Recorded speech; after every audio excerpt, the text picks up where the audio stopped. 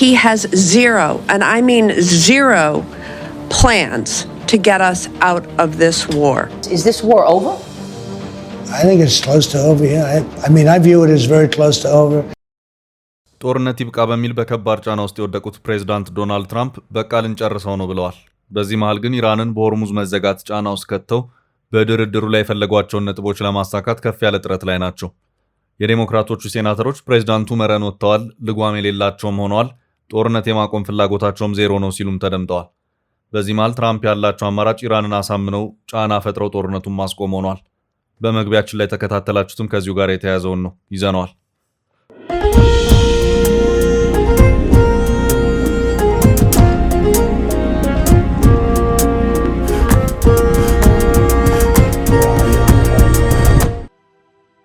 ሰላም ጤና ይስጥልን የተከበራችሁ የፈታ ዴሊ ቤተሰቦች፣ የሰዓቱን መረጃ ይዘን ተገኝተናል። እንደተለመደው አንኳር ጉዳዮችን በቅድሚያ በማስተዋወቅ ወደ ዝርዝሩ እናልፋለን። ጦርነት ይብቃ በሚል በከባድ ጫና ውስጥ የወደቁት ፕሬዝዳንት ዶናልድ ትራምፕ በቃ ልንጨርሰው ነው ብለዋል። በዚህ መሃል ግን ኢራንን በሆርሙዝ መዘጋት ጫና ውስጥ ከተው በድርድሩ ላይ የፈለጓቸውን ነጥቦች ለማሳካት ከፍ ያለ ጥረት ላይ ናቸው። የዴሞክራቶቹ ሴናተሮች ፕሬዝዳንቱ መረን ወጥተዋል፣ ልጓም የላቸውም፣ ጦርነት የማቆም ፍላጎታቸውም ዜሮ ነው ሲሉም ተደምጠዋል። ትራምፕም ያሉት ነገር አለ። ሁሉንም አካተን ይዘነዋል።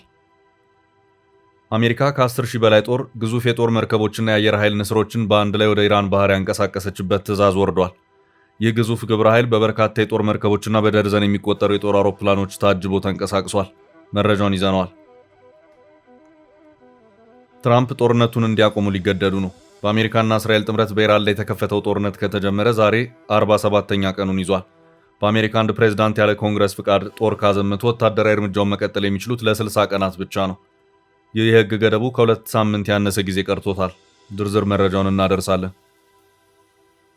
የአሜሪካ ማዕከላዊ እዝ የኢራንን የባህር በር መቆለፉ ተሰምቷል። የአሜሪካ ማዕከላዊ እዝ ሴንትኮም አዛዥ አድሚራል ብራድ ኩፐር በ36 ሰዓታት ውስጥ የኢራንን የኢኮኖሚ ደም ስር ሙሉ በሙሉ መቁረጣቸውን በይፋ አውጀዋል። መረጃውን ይዘናል።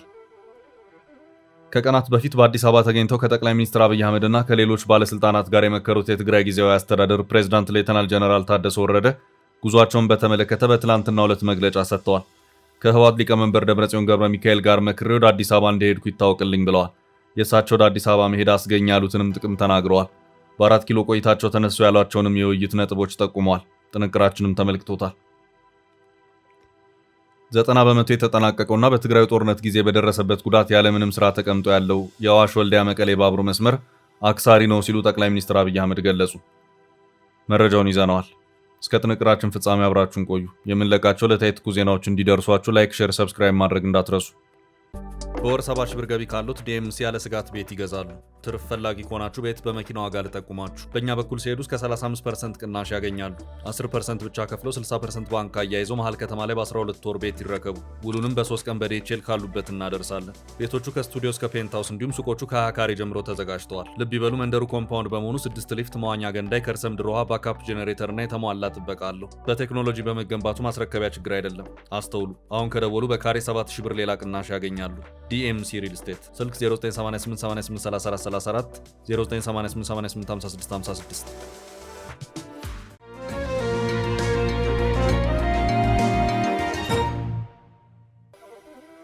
በቃ ልንጨርሰው ነው።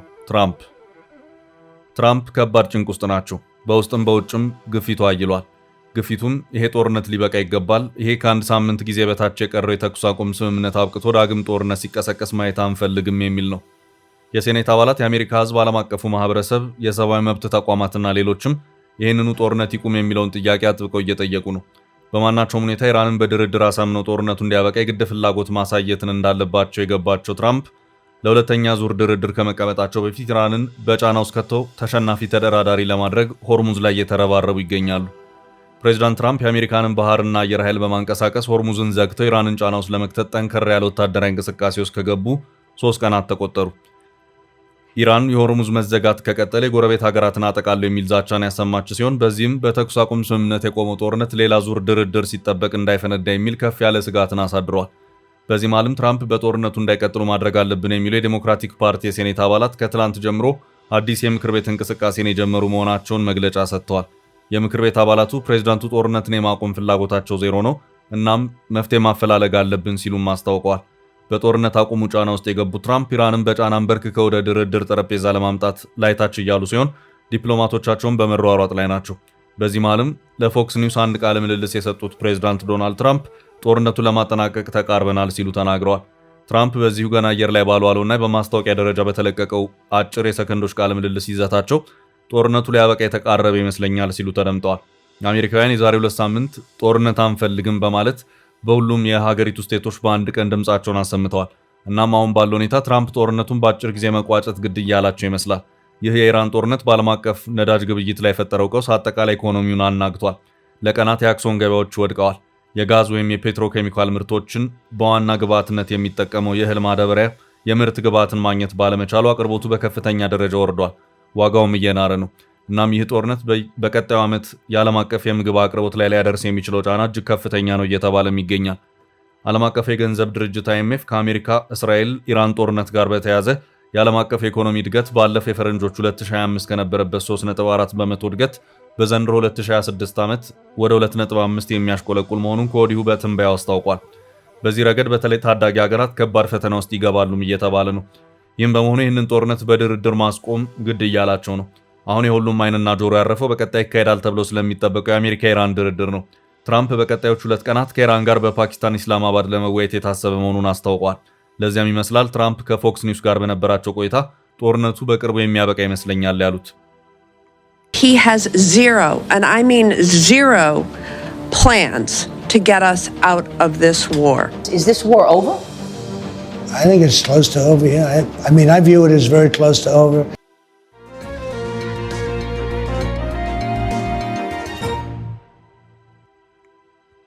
በቀጣይ መረጃ የአሜሪካው 10,000 ጦርና የአየር ኃይሉ ግስጋሴ። አሜሪካ ከ10,000 ጦር በላይ ግዙፍ የጦር መርከቦችና የአየር ኃይል ንስሮችን በአንድ ላይ ወደ ኢራን ባህር ያንቀሳቀሰችበት ትዕዛዝ ወርዷል። ይህ ግዙፍ ግብረ ኃይል በበርካታ የጦር መርከቦችና በደርዘን የሚቆጠሩ የጦር አውሮፕላኖች ታጅቦ ተንቀሳቅሷል። በመካከለኛው ምስራቅ ለሳምንታት የቀጠለው ውጥረት አዲስና አስፈሪ ምዕራፍ ላይ መድረሱን የሚያመላክት መረጃ ወጥቷል። የአሜሪካ ማዕከላዊ እዝ ሴንትኮም እንዳስታወቀው ከ10,000 በላይ የአሜሪካ የባህር ኃይል አባላት መርከበኞችና የአየር ኃይል ባልደረቦች በኢራን ወደቦች ላይ ጥብቅ የባህር ላይ እገዳ እንዲጥሉ ትዕዛዝ ተሰጥቷቸዋል። ይህ ግዙፍ ግብረ ኃይል በበርካታ የጦር መርከቦችና በደርዘን የሚቆጠሩ የጦር አውሮፕላኖች የታጀበ ሲሆን ዓላማውም ወደ ኢራን ወደቦች የሚገቡና የሚወጡ ማናቸውንም መርከቦች እንቅስቃሴ ሙሉ በሙሉ መግታት እንደሆነ አልጀዚራ ዘግበዋል። ይህ እርምጃ የተወሰደው በኢስላማባድ የተደረገው የሰላም ንግግር ያለ ውጤት መጠናቀቁን ተከትሎ ፕሬዚዳንት ዶናልድ ትራምፕ በሰጡት ቀጥተኛ ትዕዛዝ መሆኑ ታውቋል። ይህ የአሜሪካ እርምጃ በዓለም አቀፍ የንግድ መስመር በተለይም በሆርሙዝ የባህር ወሽመጥ ላይ ከፍተኛ ስጋት ደቅኗል። እንደ ሴንትኮም መግለጫ ከሆነ እገዳው በኢራን የባህር ዳርቻዎች ላይ ብቻ ያተኮረ ቢሆንም በወሽመጡ በኩል ወደ ሌሎች ሀገራት የሚደረጉ የንግድ እንቅስቃሴዎች ግን እንደማይታገዱ ተገልጿል። ሆኖም ኢራን በበኩሏ ይህን እርምጃ የባህር ላይ ወንበዴነትና ግልጽ የጦርነት አዋጅ ስትል የጠራችው ሲሆን ማንኛውም የጦር መርከብ ወደ ወሽመጡ የሚጠጋ ከሆነ ተመጣጣኝና ጠንካራ ምላሽ እንደምትሰጥ አስጠንቅቃለች። ይህም ቀጠናው በማንኛውም ሰዓት ወደ ከፋ ወታደራዊ ግጭት ሊያመራ እንደሚችል ያሰጋ ሆኗል። በዚህ ከፍተኛ ውጥረት ውስጥ ሚዛናዊነትን ለመጠበቅ የሚደረጉ ዲፕሎማሲያዊ ጥረቶች ቢቀጥሉም ውጤታቸው ግን እስካሁን አጠራጣሪ ነው። የአሜሪካው ምክትል ፕሬዚዳንት ጄዲ ቫንስ ኢራን ለሰላም የቀረበላትን የመጨረሻ አማራጭ ውድቅ አድርጋለች ሲሉ ቢከሱም የኢራን ባለስልጣናት ግን አሜሪካ የማይቻሉና ከልክ ያለፈ ጥያቄዎችን በማቅረብ ድርድሩን አክሽፋለች ይላሉ። ይህ በእንዲህ እንዳለ የነዳጅ ዋጋ በዓለም ገበያ በከፍተኛ ሁኔታ እየጨመረ ሲሆን እንደ ቻይና ያሉ ሀገራትም አሜሪካ የወሰደችው የባህር ላይ እገዳ አደገኛና ኃላፊነት የጎደለው ነው በማለት ተቃውሟቸውን እያሰሙ ነው። ሁኔታውን ካለበት በሰላማዊ መንገድ ካልተፈታ ለዓለም ኢኮኖሚና ለቀጠናው ደህንነት ትልቅ አደጋ ይዞ እንደሚመጣ ይገመታል።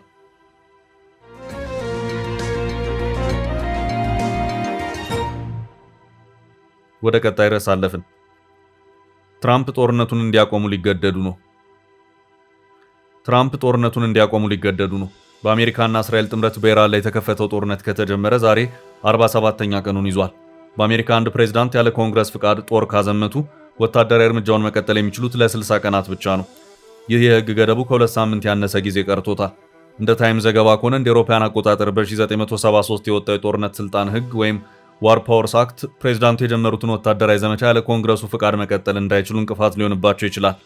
ይህ ህግ ማንኛውም ፕሬዝዳንት ጦር ካዘመቱ በኋላ በ60 ቀናት ውስጥ ከኮንግረሱ የጦርነት አዋጅ ወይም የኃይል አጠቃቀም ፍቃድ ካላገኙ ጦራቸውን በአስቸኳይ እንዲያስወጡና ወታደራዊ ኦፕሬሽኑን እንዲያቋርጡ ያስገድዳል።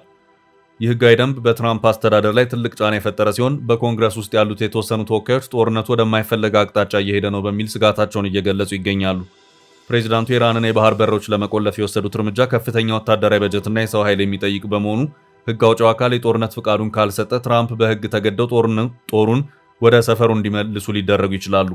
ይህም አሜሪካ በቀጠናው የጀመረችውን የኃይል ሚዛን የማስጠበቅ ስራ አደጋ ላይ ሊጥለው እንደሚችልና በትራምፕ የውጭ ፖሊሲ ላይ ትልቅ ሽንፈት ሊሆን እንደሚችል የፖለቲካ ተንታኞች እየተነበዩ ነው። በሌላ በኩል የትራምፕ ደጋፊዎችና አንዳንድ ወታደራዊ መሪዎች ይህ ሕግ በብሔራዊ ደህንነት ላይ አደጋ ይፈጥራል በሚል እየተከራከሩ ይገኛሉ። ፕሬዚዳንቱ አፋጣኝ እርምጃ እንዳይወስዱ በሕግ መታሰራቸው ለጠላቶቻቸው ምቹ ሁኔታ ይፈጥራል በሚል መከራከሪያ አቅርበዋል። ይሁን እንጂ የዴሞክራሲና የሕግ የበላይነት ተሟጋቾች ጦርነት የማወጅ ስልጣን በሕገ መንግስቱ መሰረት የሕዝብ ተወካዮች በሆኑት የኮንግረስ አባላት እጅ መቆየት እንዳለበት አጥብቀው ይከራከራሉ። ይህ በዋይት ሃውስና በካፒቶል ሂል መካከል የተፈጠረው ሕጋዊ ፍጥጫ የቀጠናውን የጦርነት ዕጣ ፈንታ ብቻ ሳይሆን የአሜሪካን ፕሬዝዳንታዊ ስልጣን ወሰንም የሚወስን ነው።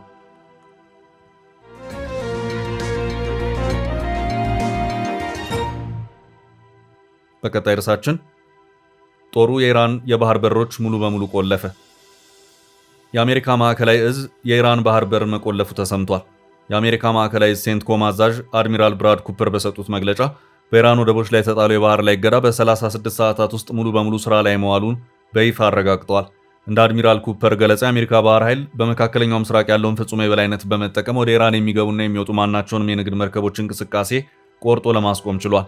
ይህ የሴንትኮም ኦፕሬሽን የኢራንን ኢኮኖሚ 90 በመቶ የሚደግፈውን የባህር ላይ ንግድ መስመር ኢላማ ያደረገ ሲሆን እስካሁን በነበረው ሂደት 6 የንግድ መርከቦች የአሜሪካን ወታደራዊ ትዕዛዝ ተቀብለው ወደ መጡበት እንዲመለሱ መደረጉን አልጀዚራ ዘግቧል። ይህ ግዙፍ ወታደራዊ እንቅስቃሴ የአሜሪካን የባህር ላይ ኃይል ብቃት የሚያሳይ ሲሆን ከ10 ሺህ በላይ የአየርና የባህር ኃይል አባላት በዘመቻው ላይ በንቃት እየተሳተፉ ይገኛሉ። ሴንትኮም ባወጣው ዝርዝር መረጃ መሰረት የዘመቻው ዋነኛ ትኩረት የኢራን መንግስት ለወታደራዊ ተግባራት የሚጠቀምባቸውን የነዳጅ ኤክስፖርት ገቢዎች ማድረቅ ነው። አድሚራል ኩፐር በመግለጫቸው ላይ እንደጠቀሱት ማንኛውም ሀገር ባንዲራ የጫነ መርከብ የሴንትኮምን እገዳ ጥሶ ለማለፍ የሚሞክር ከሆነ ወታደራዊ እርምጃ እንደሚወሰድበት አስጠንቅቀዋል። ይህም በፋርስ ባህረ ሰላጤና በኦማን ባህር ላይ ያለው ወታደራዊ ቁጥጥር እጅግ ጥብቅና ምንም አይነት ክፍተት የሌለው መሆኑን ያመለክታል። በአድሚራል ኩፐር የሚመራው ይኸው የሴንትኮም ዘመቻ ለኢራን መንግስት ግልጽ የሆነ ወታደራዊ መልእክት ያስተላለፈ ክስተት ሆኗል። እዙ ባወጣው ግራፊክስና ካርታ መሰረት እገዳው የኢራንን ደቡባዊ ባህር ዳርቻዎች ሙሉ በሙሉ አጥሮ የያዘ ቢሆንም በሆርሙዝ የባህር ወሽመጥ በኩል ለሌሎች ሀገራት የሚደረገውን የንግድ ጉዞ ግን እንደማያስተጓጉል ገልጿል። ይሁን እንጂ ሴንትኮም በከፍተኛ ዝግጁነት ላይ የሚገኝ ሲሆን ማንኛውም የኢራን ወታደራዊ አጸፋ ሙከራ ለመመከት የሚያስችል አቅም እንዳለው አረጋግጧል። ይህ ወታደራዊ ማነቆ በዲፕሎማሲያዊ መንገድ ካልተፈታ ሴንትኮም በቀጠና ያለውን የበላይነት በመጠቀም ግፊቱን አጠናክሮ እንደሚቀጥል ይጠበቃል። የአሜሪካን የባህር ላይ እገዳ ተከትሎ የኢራን እስላማዊ አብዮታዊ ዘበኛ ጦር IRGC ከፍተኛ ወታደራዊ ዝግጅት እያደረገ መሆኑ ተሰምቷል። ቴህራን በሺዎች የሚቆጠሩ የባሊስቲክ ሚሳይሎችንና ዘመናዊ ድሮኖቿን ወደ ባህር ዳርቻዎች በማንቀሳቀስ ላይ መሆኗንም አልጀዚራ ዘግቧል። ይህም በቀጣዮቹ ሰዓታት ውስጥ የአሜሪካ የጦር መርከቦች የኢራንን ቀይ መስመር የሚጥሱ ከሆነ ከፍተኛ ቁጥር ያለው የሚሳይልና የድሮን ጥቃት በአንድ ጊዜ በመሰንዘር የአሜሪካን የመከላከያ ጋሻ ለማዳከም የታለመ ስልት እንደሆነ ይገመታል።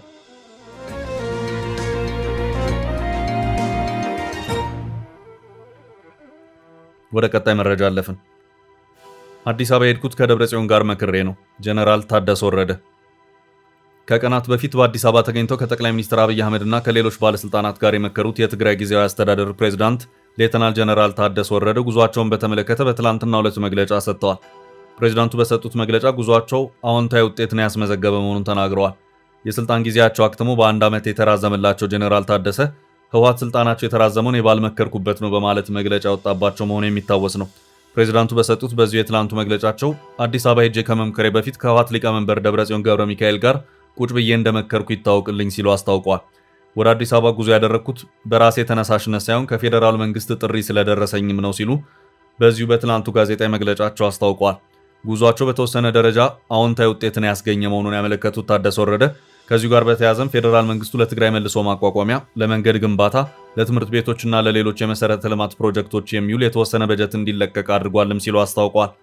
የክልሉ ሰራተኞች በጀት እንዴት ከፌዴራል መንግስት የድጎማ በጀት ጋር እንደተገናኘ ባይታወቅም ጀነራል ታደሰ በዚሁ መግለጫቸውም የክልሉን የመንግስት ሰራተኞች ደሞዝ በተመለከተ ግን ቀጣይነት ያለው ውይይት ያስፈልገዋል ሲሉ ተናግረዋል። ጀነራል ታደሰ ወረደ በአዲስ አበባ ቆይታቸው የተለያዩ ርዕሰ ጉዳዮች ተነስተው ሰፊ ውይይት የተደረገባቸው መሆኑንም አመላክተዋል። የኢንዱስትሪ፣ የግብርና፣ የገቢ፣ የኢንቨስትመንት፣ የመሬት፣ የትምህርት፣ የጤና፣ የመሰረተ ልማት፣ የመልሶ ማቋቋምና የትግራይ ግንባታ ጉዳዮች በኢኮኖሚው ዘርፍ ውይይት የተደረገባቸው ናቸው ሲሉ አስታውቀዋል። ከዚህ ውጭም ቅድመ ጦርነት የነበሩት የትግራይ ግዛቶች ወደ ትግራይ የሚመለሱበት ሁኔታ በሚኖርበት ዙሪያም ጥያቄ አንስተን ውይይት ተደርጎበታል ብለዋል። በውይይቱ ምን ውጤት ተገኘ በሚለው ዙሪያ ግን ያሉት ነገር የለም።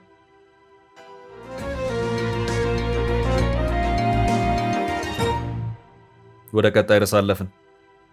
ጠቅላዩ የመቀሌው የባቡር ፕሮጀክት አክሳሪ ነው አሉ። 90 በመቶ የተጠናቀቀውና በትግራዩ ጦርነት ጊዜ በደረሰበት ጉዳት ያለምንም ስራ ተቀምጦ ያለው የአዋሽ ወልዲያ መቀሌ ባቡር መስመር አክሳሪ ነው ሲሉ ጠቅላይ ሚኒስትር አብይ አህመድ ገለጹ። የሰሜኑን ሀገሪቷን ክፍል ወደ ኢትዮጵያ የገቢ ወጪ የንግድ ዋና መስመር ጅቡቲ ለማገናኘት ታስቦ የተሰራው ይሄ የባቡር መስመር 216 ኪሎ ሜትር የተዘረጋ ሲሆን የትግራይ ክልል ዋና ከተማ መቀሌን ከሌላው የሀገሪቱ ክፍል ጋር በባቡር የሚያገናኝ ፕሮጀክት ነው። ፕሮጀክቱ የአፒ መርከዚ በሚሰኝ የቱርክ ካምፓኒ የተገነባ ሲሆን በጦርነቱ በደረሰው ውድመት የተነሳ ድርጅቱ የኢትዮጵያ መንግስት ካሳ እንዲከፍለው በዓለም አቀፍ ፍርድ ቤት እየተከራከረ ይገኛል። ስራውን ለማስቀጠል አሁን ላይ መንግስት ኮንትራቱን ለቻይና ካምፓኒ የሰጠ ሲሆን ጠቅላዩ ከሰሞኑ በሰጡት ቃለ መጠይቅ ፕሮጀክቱ አክሳሪ ነው ብለዋል። የባቡር መስመሩ ከፍተኛ የንግድ ብድር የተሰራና ዕዳውን በ50 ዓመታት ውስጥ እንኳን መመለስ የማይቻል መሆኑን የገለጹት ጠቅላዩ አክሳሪ ኢንቨስትመንት ነው ብለዋል።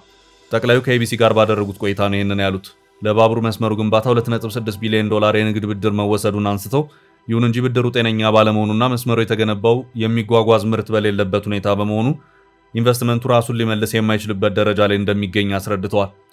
እንደ አዲስ አበባ፣ መቀሌ፣ አስመራና ሞያሌ ያሉ የባቡር መስመሮች ለኢትዮጵያ መሰረታዊና አስፈላጊ ቢሆኑም መቼና እንዴት ይሰራ የሚለው ጥያቄ ግን ጥንቃቄ የሚሻ መሆኑን አመልክተዋል።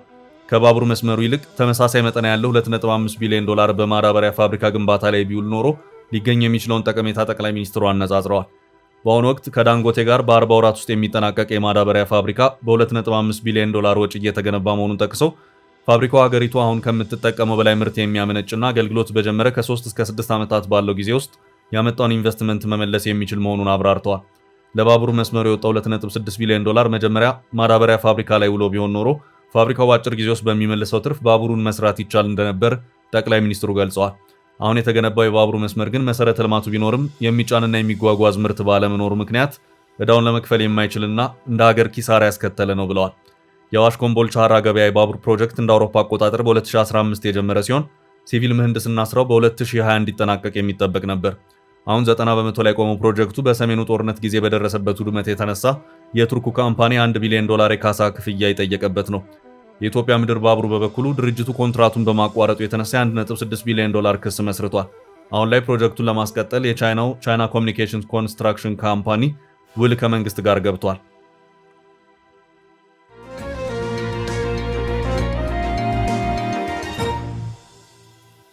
በቀጣይ ርዕስ ኤርትራውያን በስዊዘርላንድ ጥገኝነት በመጠየቅ ቀዳሚው ነው። በስዊዘርላንድ ጥገኝነት የሚጠይቁ አፍሪካውያን ስደተኞች ቁጥር እየቀነሰ መሆኑ ሲነገር፣ ሆኖም የኤርትራውያን ጥገኝነት ጠያቂዎች ብዛት ግን በእጅጉ መጨመሩን የስዊዘርላንድ የዜና ምንጮች ዘግበዋል። ባለፈው የአውሮፓውያን ዓመት በስዊዘርላንድ ጥገኝነት የጠየቁ ኤርትራውያን ብዛት ከቀደመው ዓመት በ63 በመቶ ጨምሮ 3415 ደርሷል ተብሏል። የስደቱ መጨመር አንዱ ምክንያት በኤርትራና ኢትዮጵያ መካከል ጦርነት ሊቀሰቀስ ይችላል የሚለው ስጋት እንደሆነ ዘገባዎቹ ጠቅሰዋል። የአስመራው መንግስት ወታደራዊ ፖሊሲዎችና የአፈና አገዛዙ ለስደቱ መሰረታዊ ምክንያት ሲሆን የኢትዮጵያና የኤርትራ ጦርነት ስጋትን ተከትሎ የኤርትራ መንግስት እንደ አዲስ የወታደራዊ ምልመላ ዘመቻ የጀመረ ሲሆን ቀድሞ የነበሩ የዕድሜ ገደቦች ተነስተው ከጦሩ የተገለሉ ሰዎች ጭምር እንዲመለሱ እየተደረገ እንደሚገኝ ይነገራል። ሌላው በውጭ ሀገር የመኖሪያ ፍቃድ ያላቸው ኤርትራውያን 2 በመቶ ታክስ መክፈላቸው የተረጋገጠ ወደ ሀገራቸው ሲመለሱ ለ3 ዓመታት ከብሔራዊ አገልግሎት ነጻ የሚደረጉ ቢሆንም የአስመራ መንግስት ግን ገደቡን ከ3 ዓመት ወደ 1 ዓመት ዝቅ የማድረግ ሀሳብ እንዳለው ተነግሯል። የስዊስ ስደተኞች ሴክሬታሪያት አገሪቱ በድምሩ በዓመት የምታስተናግደው የጥገኛ ጠያቂዎች ቁጥር በ7 በመቶ ሲቀንስ፣ ኤርትራውያን ግን ጥገኝነት በመጠየቅ ከፍተኛ ቁጥር የያዙ ሆነው ተገኝተዋል። ውድ ቤተሰቦቻችን ለዛሬ ያዝንላችሁን ርዕሰ ጉዳዮች እዚህ ላይ ቋጨን። ላይክ፣ ሼር እና ኮሜንት በማድረግ ለቻናላችን ድጋፋችሁን መግለጽ እንዳትዘነጉ እያልን ከሌሎች መረጃዎች ጋር ደግመን እስክንገናኝ ቸር ያሰማን ስንል ተሰናበትን።